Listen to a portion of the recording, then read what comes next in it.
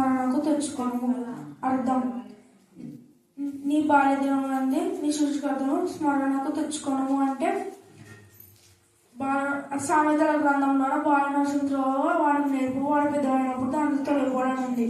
బాలనర్సిన త్రోవ అంటే ఏ త్రోవ? మంచి త్రోవ, చెడు త్రోవ? మంచి త్రోవ. దేవుని త్రోవ అది. పరిశుద్ధంగా చిన్న ఉన్నప్పటి నుంచి పిల్లల్ని తల్లిదండ్రులు డైలీ చర్చి పంపించి బాగా దేవునిలో పరిశుద్ధంగా పెంచుతానే ఇప్పుడు మనం బైబుల్లో దానియేలు చూసుకుంటాం. వాళ్ళ అమ్మ చిన్న ఉన్నప్పటి నుంచి దేవుని సన్నిధికి పంపిస్తారు కాబట్టి దానియేలు పరిశుద్ధంగా ఉంటాడు. అట్లనే మనం కూడా ఉండాలని కోరుకుంటున్నాం. మా వెడ్డింగ్ డే అంటే మాకి పెళ్ళై 4 years అయిపోయి 5th పడింది అనమాట. ఈ రోజుకి దేవుడు ఇంతవరకు నన్ను సజీవ కింద ఉంచుకున్నాడు. అందుని బట్టి దేవునికి వందనాలు. ఇది ఒక సాక్ష్యం. ఆదికాండము 41వ అధ్యాయము 45 నుండి 52 వరకు చదువుకుందాం.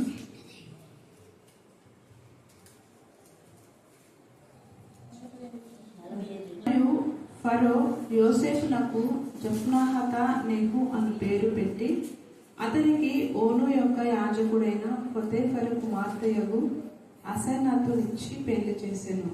యోసేపు బయలుదేరి ఐగుప్తు దేశమంతటా సంచరించెను. యోసేపు ఐగుప్తు రాజైన ఫరో ఎదుట నిలిచినప్పుడు 30 సంవత్సరముల వాడై ఉండెను. అప్పుడు మోషే ఫరో యొద్ద నుండి వెళ్ళి ఐగుప్తు దేశమంతటా సంచారం చేసెను. సమృద్ధిగా పంట పండిన 7 సంవత్సరములలో భూమి బహుగా విరివిగా పండెను. ఐగుప్తు దేశమందున్న 7 సంవత్సరముల ఆహారమంతయు అతను సమకూర్చి ఆయా పట్టణములలో దాన్ని నిల్వ చేసెను. ఏ పట్టణము చుట్టూ నుండి పొలం యొక్క ధాన్యము ఆ పట్టణం అందే నిల్వ చేసెను. యోసేపు సముద్రము ఇసుక వలె అతి విస్తారముగా ధాన్యము పోగు చేసెను. కొలుచుట అసాధ్యమైన గనుక కొలుచుట మానివేసెను. కరువు సంవత్సరములు రాకమునుపు యోసేపుకి 2 కుమారులు పుట్టురి. ఓను యొక్క యాజకుడైన పొతేఫరు కుమార్తెయగు అసెనతు అతనికి వారిని కనెను. అప్పుడు యోసేపు, దేవుడు నా సమస్త భార్యను నా తండ్రి ఇంటి వారినందరినీ నేను మర్చిపోవునట్లు చేసినని చెప్పి తన జ్యేష్ఠ కుమారునికి మనస్సే అని పేరు పెట్టెను.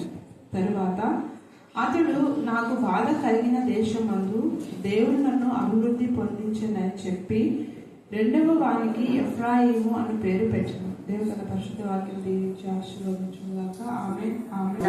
స్తోత్రం చెల్లిస్తున్నాం. ప్రత్యేక రీతిలో ఈ రోజు నా ప్రభ నా తండ్రి మరి పెళ్లి రోజు జరుపుకున్నటువంటి నా తండ్రి మల్లికను బట్టి, రత్నం బట్టి నా ప్రభ ఇంకెంతో మంది వెడ్డింగ్ డే దేవ నా ప్రభ మరి బర్త్డే, హౌస్ డెడికేషన్, నా తండ్రి కుటుంబ ఆరాధన, ఇలాగా మంగళవారం స్త్రీల కూటంలో బైబిల్ స్త్రీలో కూడా మంగళవారం ప్రార్థన మందిరం కూడా ఎక్కడెక్కడ జరుగుతుంది అక్కడ ఎంత మీ ఆత్మకులు మరి ఇప్పుడు దయచేయమని ప్రార్థిస్తున్నాం.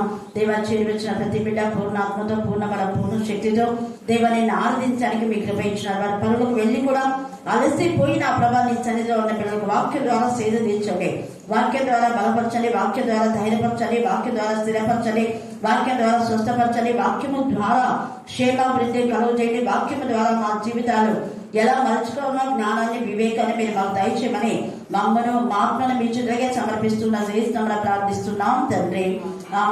గాక చదవన లేఖన భాగం మీరు అందరూ కూడా విన్నారు. ఆదికాండము 8వ అధ్యాయం చదువుకున్నాం. చెప్పండి. 41వ అధ్యాయము 8వ వచనం నుంచి 8వ వచనం దాకా, 45 నుంచి 52 దాకా చదవగా విన్నాం. ఇందులో ప్రాముఖ్యమైన అంశం ఏంటంటే యోసేపు మరి అన్యుల దేశంలో ఐగుప్తు దేశానికి వచ్చినప్పుడు అన్యుల మధ్య తన స్వజనుల మధ్య లేదు, తన సొంత ఆస్తి మరి ప్రాపర్టీ ఏమీ లేదు.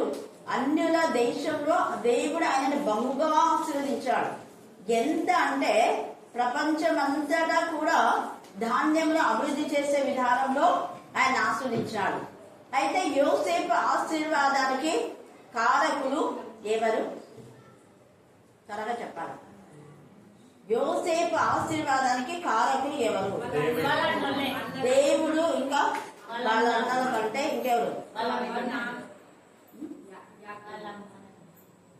మెయిన్ చెప్పారు. దేవుడు చెప్పినారు. దేవుని తర్వాత దేవుని తర్వాత ఎవరు? యోసేపు ఇంతగా ఆశీర్వదించడానికి ఎవరు కారకుడు? సరే చదవాలి. ఇప్పుడు మీరు అందరు పెళ్ళైనలో ఉన్నారు ఇక్కడ. పెళ్లిగా ఇవ్వలేదు. అది చూడండి. సామెతలు 31:10-11 చదవండి. గుణవతి అయిన భార్య దొరుకుట అరుదు, అట్టిది ముత్యం కంటే. ఇంకా ఆమె పెనిమిటి ఆమె యందు నమ్మిక ఇచ్చును. అది యోసేపు ఈమె యందు నమ్మికించాడు. ఎందుకు నమ్మికించున్నాడు? తర్వాత అతని లాభ ప్రాప్తికి వెలితి అంటే తక్కువ ఉండదు. భర్త యొక్క లాభానికి తక్కువ చేయని భార్య. ఈమె పేరు ఆసేనతు. ఏం పేరు? ఈమె పేరు యోసేపు భార్య పేరు ఏం పేరు? అని చెప్పాలా? ఆసేనతు. ఎప్పుడైనా విన్నారా? వినలేదు కదా? విన్నారా? వింటే దేవుని స్తోత్రం. ఇక్కడ ఆసేనతు చూడండి ఎంత చక్కగా పరిశుద్ధాత్మ దేవుడు లేఖనంలో ఎవరెవరి పేర్లు ఉన్నాయి. కొందరి పేర్లు రాయగా ఎన్నో చేసినా కూడా, కానీ ఆసేనతు పేరు 3 మార్లు గ్రంథంలో రాయడం మనం చూస్తాం. ఇక్కడ యోసేపు యొక్క భార్యగా ఆమె రాస్తున్నాడు. తర్వాత ఆమె ఒక యాజకుని కుమార్తె. ఆసేనతు ఎవరు చెప్పండి? యాజకుని పేరు ఓలు యొక్క యాజకుడైన పోతీఫెర కుమార్తెకు ఆసేనతునిచ్చి పెళ్లి చేశాడు. ఎవరు? ఫరో యోసేపు పట్ల ఎంత బాధ్యత వహించాడు. ఫరోకు యోసేపు అంటే ఎంత ఇష్టమో, అందుకనే ఆషామాషిగా ఎవరిని పడితే వాళ్ళు చేయలేదు. యాజకుని భార్య చాలా విధేయురాలు, దేవుని యందు భయభక్తి కలది. అంటే వాళ్ళ దేవుని యందు భయభక్తి కలిగి ఉండింది పెళ్లి వరకు కూడా. తర్వాత తండ్రి అయిన దేవుని యందు భయభక్తి కలిగి ఉందాడు. హల్లెలూయా, హల్లెలూయా, హల్లెలూయా.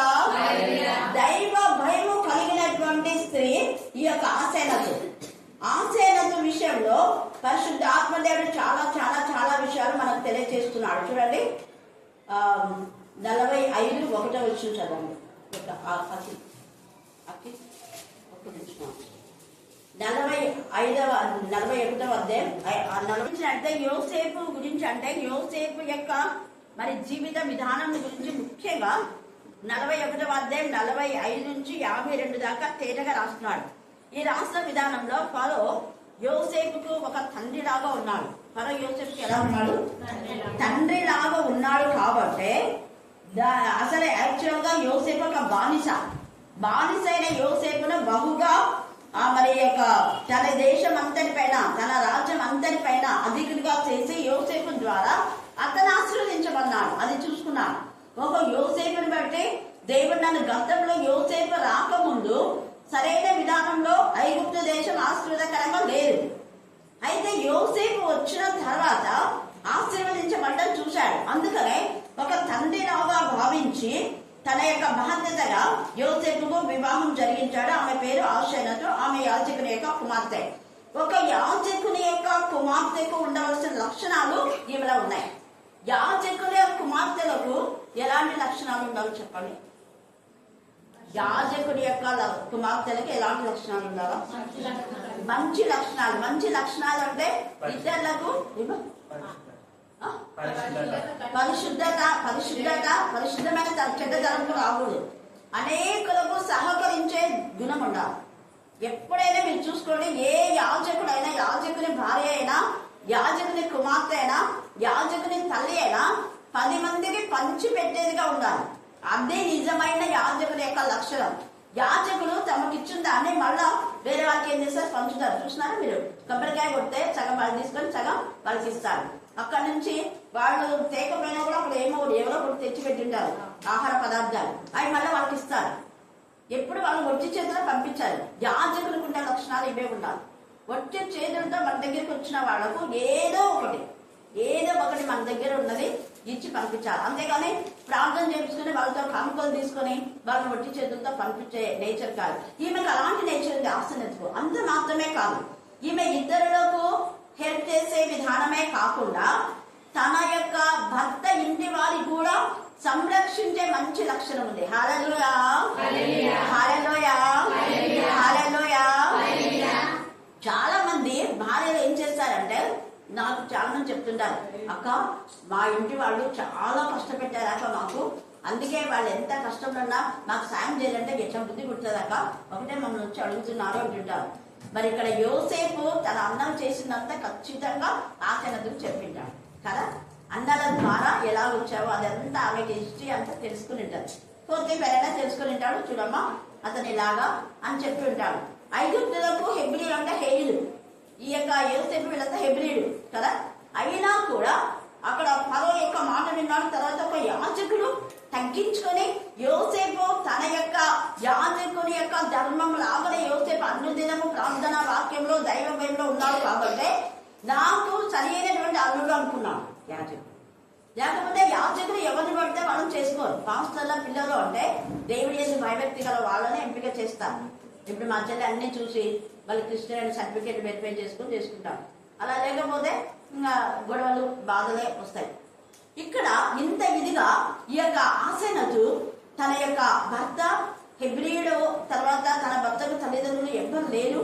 అయితే ఆ భర్తను ఎలా ప్రేమించిందంటే తన తల్లిగా తన తండ్రిగా యోసేపును ఆదరించింది. హల్లెలూయా, హల్లెలూయా. పెళ్లి వరకు కూడా యోసేపు సరైన ఆదరణ పొందలేదు. కానీ ఆసెనతు ఎప్పుడైతే చేసుకున్నాడో అప్పుడు నిజమైన ఆదరణ పొందుకున్నాడు అన్నదానికి రుజువే సామెతలు 31:10-11 మనం చదువుకున్నాం. అతని లాభ ప్రాప్తికి ఏం కలగదు, వేదితే తక్కువ కాదు. నిజంగా గుణవతైన భార్యలు ఉండే భర్తలకు ఖచ్చితంగా సమృద్ధి ఉంటది. మరి గుణవతైన భార్య నా భార్య అని చెప్పే భర్తలు ఇతరుల దగ్గర అడుక్కుంటున్నారంటే, లంచాలు తీసుకున్నారంటే, అక్రమంగా సంపాదిస్తున్నారంటే వాళ్ళ భార్యలు గుణవతైన భార్యలు కానే కాదు. వాక్యాంశాలుగా చేస్తాను కరెక్ట్ కదా. ఎందుకంటే భార్య గద్దిస్తుంది భర్తను తప్పు చేస్తుంటే. అక్కడ మనం చూస్తే ఈ యొక్క పిలాతు భార్య పిలాతును గద్దించింది కదా, గద్దించింది. అలాగనే కొడుకు తప్పు చేస్తూ ఉంటే నెక్కొందించని వాళ్ళ యొక్క తల్లి వచ్చి కుమార్ని గద్దించింది. నాయన నీ రాజ్యంలో ఇంత మంచి అర్థం పెట్టుకోనే ఎందుకైనా పక్కన పెట్టినావు అని చెప్పింది. అలాగా ఎంత మంది నిజంగా దేవుని యందు భయభక్తి కలిగినటువంటి భార్యలు తల్లులు తమ పిల్లల యొక్క తప్పులు ఎప్పుడు కూడా సమర్థించారు, వాళ్ళకు మేలు కలిగేలా చేస్తారు. ఇలాగా ఇక్కడ ఈ యొక్క ఆశీర్వాదం కూడా యోసేపులకు అన్ని విధాలా మేలు కలుగ చేస్తుంది. కాబట్టి వీరిద్దరు కలిసి దేవుని సేవించుంటారు. వాళ్ళిద్దరి యొక్క ప్రార్థన దేవుడు విని పరలోకపు వాక్యాలను విప్పి పట్టజాలంత విస్తారమైన ఆశీర్వాదాలు.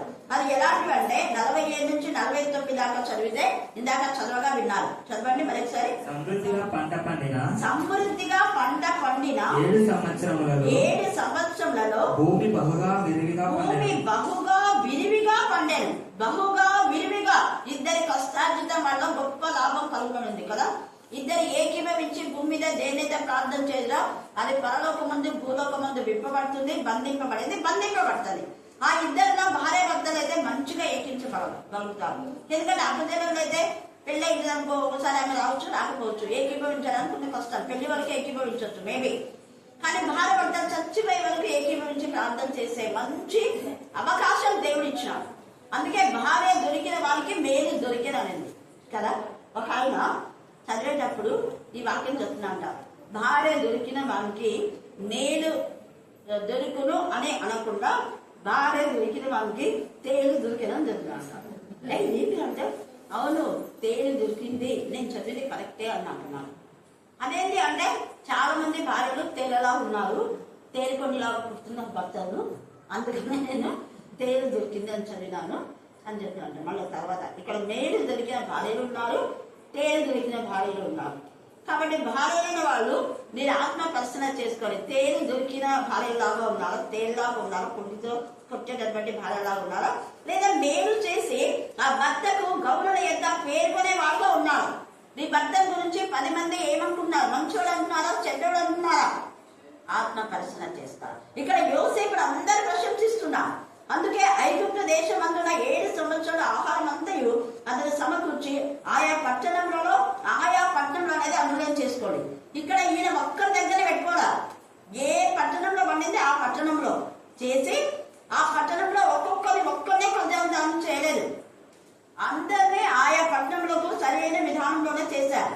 ఎవరికి వాళ్ళు ఆ యొక్క ధాన్యంను సమకూర్చి ఆ పట్టణం లేదు పలానా పట్టణంలోకి వెళ్ళి మీరు తీసుకురంటే వాళ్ళు అక్కడ తీసుకునేవారు. అలాగా యోసేపు సముద్రపు ఇసుక వలె అతి విస్తారమైన ధాన్యం పోగు చేశారు. ఇంత ధాన్యం పండడానికి కారణం ఆసేనతు యోసేపు. వీరిద్దరూ దేవుని యందు భయభక్తికర వారుగా ఉన్నారు. ఆమె వివాహం అయిన తర్వాత ఆమె ఒక అన్య దేవతను అంతవరకు కొలిచిన ఆ తర్వాత కొలిచి ఉండలేదు. కాబట్టి దేవుని యందు భయభక్తి గల స్త్రీ, గుణవతి అయిన భార్య, భర్తకు లాభాన్ని చేకూర్చేటువంటి స్త్రీ, భర్తతో సహకరించే మంచి గుణం కలిగినటువంటి స్త్రీ, భర్త ప్రేమకు అర్హురాలైన స్త్రీ, భర్త కన్నీటి తుడిచిన స్త్రీ. హల్లెలూయా, హల్లెలూయా. ఎలాగంటే మనం ఆది కాండంలో కూడా 24 చివరిలో మీరు చదివితే ఈ యొక్క రిబ్కాను తీసుకున్నప్పుడు ఇస్సాకు రిబ్కాను తన పర్సనల్ రూమ్ లోకి తీసుకువెళ్ళారా? ఎవరి రూమ్ లోకి తీసుకువెళ్ళారు? శారమ్మ గుడారం.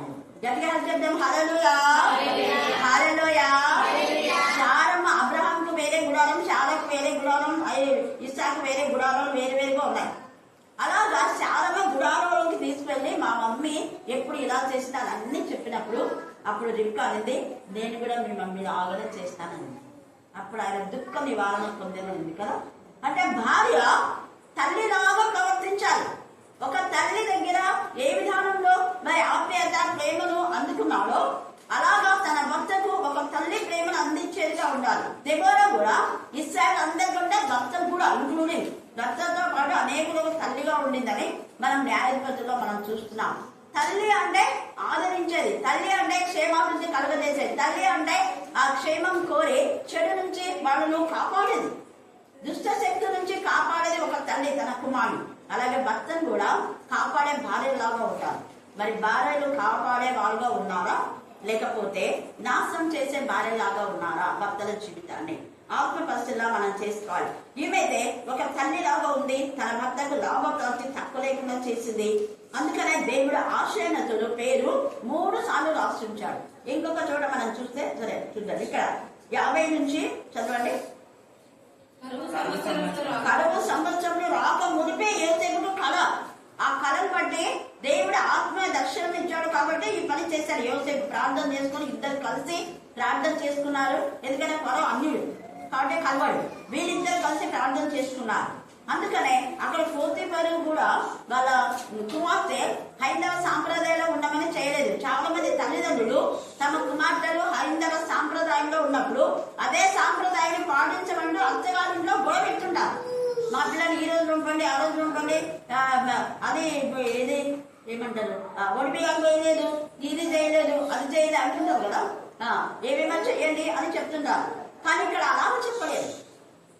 ఇక్కడ మోను యొక్క మరి యాజకుడు అయినా కూడా తన కుమార్తెను వాళ్ళ తండ్రిని కూడా దేవుని భయం లోబడేలా చేసింది ఆశన. హల్లెలూయా, హల్లెలూయా, హల్లెలూయా. అంటే యోసేపు అభివృద్ధి చూసి చాలా మంది అన్య పూజారులు కూడా మారిపోయే విధానంలో యోసేపుని దేవుడు అక్కడ ఆశీర్వదించినాడు. తర్వాత ఇక్కడ చూడండి, ఓను యొక్క యాజకుడైన పోతీఫరు కుమార్తె ఆసేనతు. ఇక్కడ ఒకసారి వచ్చింది, ఇక్కడ రెండవసారి దేవుడు రాశాడు. ఎంత ప్రేమగల తండ్రి. ఆసేనతు అతనికి వారిని కనెను. వారి పేర్లు పెట్టేటప్పుడు చాలా మంది అంటే హిందువులు క్రిస్టియన్స్ చేసుకున్నారనుకో, క్రైస్తవులైన వాళ్ళు పేరు పెట్టడానికి ఇష్టం లేకుండా వాళ్ళు వేరే పేర్లు పెట్టు, లేకపోతే కొడుకుకు నీ దేవుని పేరు పెట్టు, బిడ్డకు నా దేవుని పేరు పెట్టు అంటుంటాం, గొడవ పడుతుంటాం చాలా మంది. కానీ మా అలాగా చేయలేదు. అక్కడ యోసేపు ఏం పేరు పెడితే అదే పేరుకు ఆమె ఏకీభవించింది. యోసేపు ఏమని పేరు పెడుతున్నాడు? జ్ఞానాత్మతో నింపమన్నాడు. ఇష్టానుసారమైన పేరు పెట్టా, మనం 55 పడితే పెడుతుంటాం పేరు. దేవుని ఆశీర్వదించే విధానంలోనే పేర్లు పెట్టాలి. అర్థ సహితమైన పేర్లు ఉండాలి. కొన్ని పేర్లకు అర్థాలే ఉండవు, పేర్లతో ఉంటాయి. ఇక్కడ చూడండి ఎంత చక్కగా ఆసేనతు వారిని కనెను. అప్పుడు యోసేపు, దేవుడు నా సమస్త బాధ నుండి నా తండ్రి ఇంటి వారిని అందరినీ నేను మరచిపోవునట్లు చేశానని చెప్పి తన జ్యేష్ఠ కుమారుడికి ఏమని పేరు పెట్టాడ?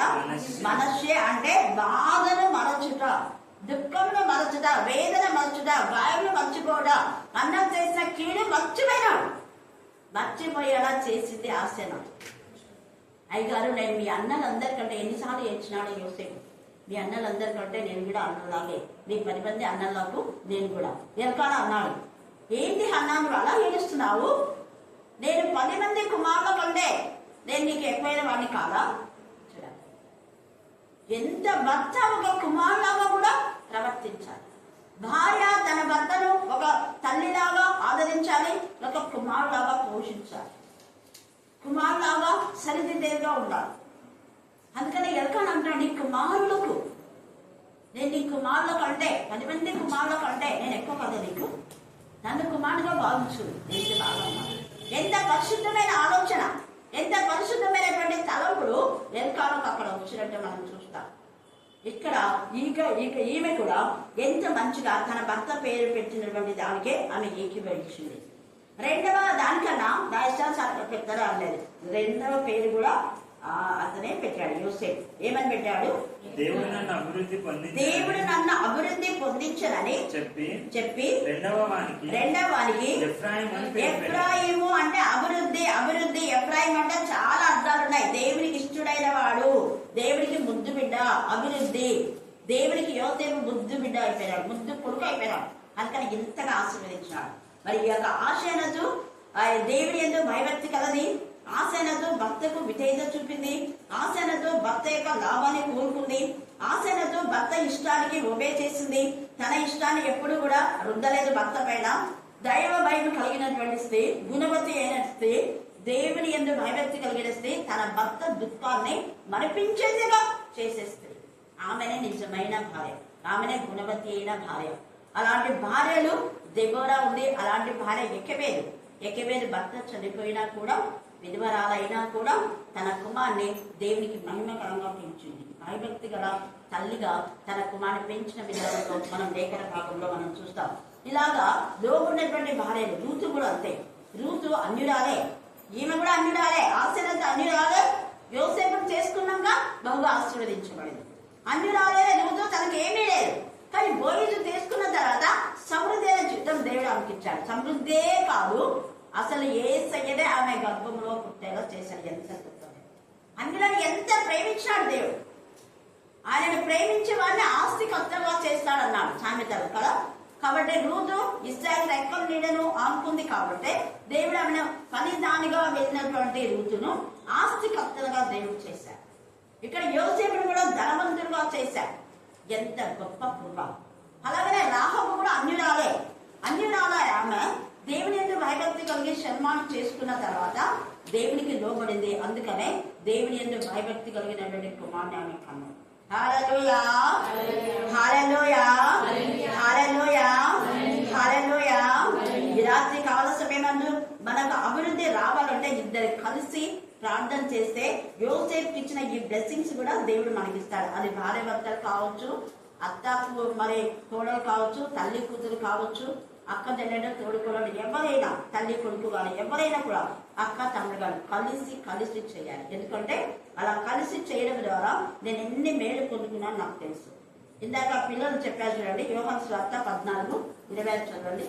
యోహాను సువార్త 14:26.